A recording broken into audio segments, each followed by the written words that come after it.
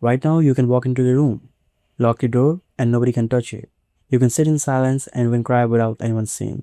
You can have a conversation nobody else hears. That feeling, that ability to just disappear, feels so normal that you never even think about it. But here's the truth, that feeling is brand new, like embarrassingly new. Like your great great grandmother probably never felt it once in her entire life.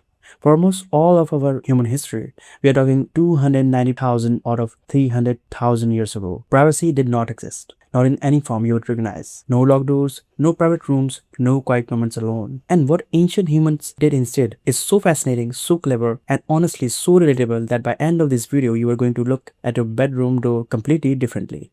Let's go. Close your eyes for a second and imagine this. You wake up in the morning, there's a body on your left, a body on your right.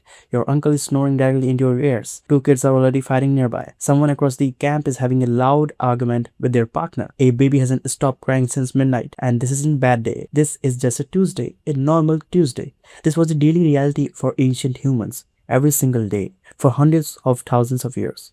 Hunter-gatherer groups had between 15 to 50 peoples, and these people weren't just near each other, they were on each other all the times. No walls separating you, no separate rooms, no fences, no hedges, not even curtains. You ate together, you slept together, you sat around same fire together, you heard every conversation, every argument, every laugh, every cry. If someone in your group was sick, you knew. If two people were fighting, you heard every word. If a couple wanted a private moment, well, everyone was aware of that too. That's what there was literally nowhere to go. So how on earth did people survive this? How did they not go insane? How did relationships even function? Here's where it gets really interesting. Ancient humans couldn't build physical walls, so they built something much smarter.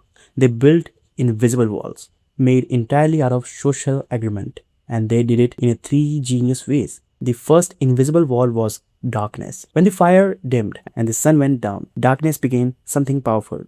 It became a curtain, a psychological barrier. You couldn't see clearly in the dark, which meant even surrounded by the 30 peoples, you felt hidden. You felt covered. The darkness gave people a sense of privacy that didn't physically exist but felt real enough to matter. Most intimate moments, most difficult conversations, most personal time, all of it happened at night. Not because people planned it, but because darkness was the only privacy tool they had. The second invisible wall was distance. Not much distance. We are not talking about going far away. Leaving the firelight meant predators. It meant real danger. It meant possibly not coming back. But 50 feet in the dark, you basically vanished. Couples would walk just far enough from camp and they were not directly next to everyone. Just far enough that the firelight got dim, just far enough that they became shadows. 50 feet, that's the length of a cricket pitch. That's all the distance ancient humans needed to create their version of the private room. The third invisible wall, and this is the most powerful one, was pretending. Everyone agreed without ever saying it out loud. They collectively act blind. If someone walked away from camp, nobody followed them with their eyes. Nobody commented. Nobody asked questions. The whole group silently, mutually decided, we didn't see that. We don't know about that.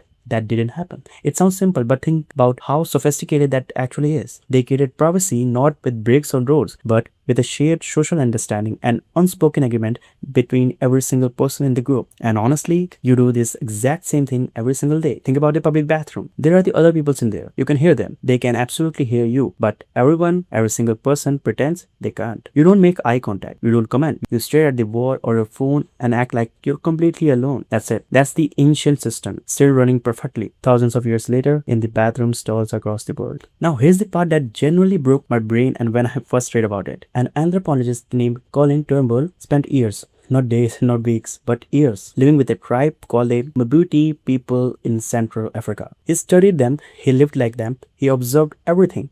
And after all that time, he made one discovery that stopped him completely. They had no word for privacy.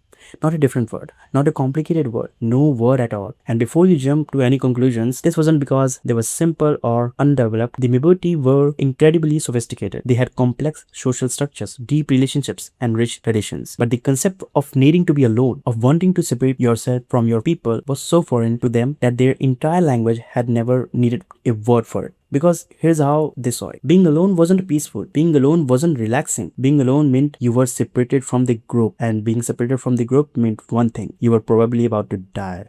For most of human history, solitude wasn't a luxury you dreamed about after a long week. It was a threat. It was dangerous. The group was everything. Your survival, your safety, your entire identity. All of it existed within the group, not apart from it. Being alone was the nightmare, not the dream.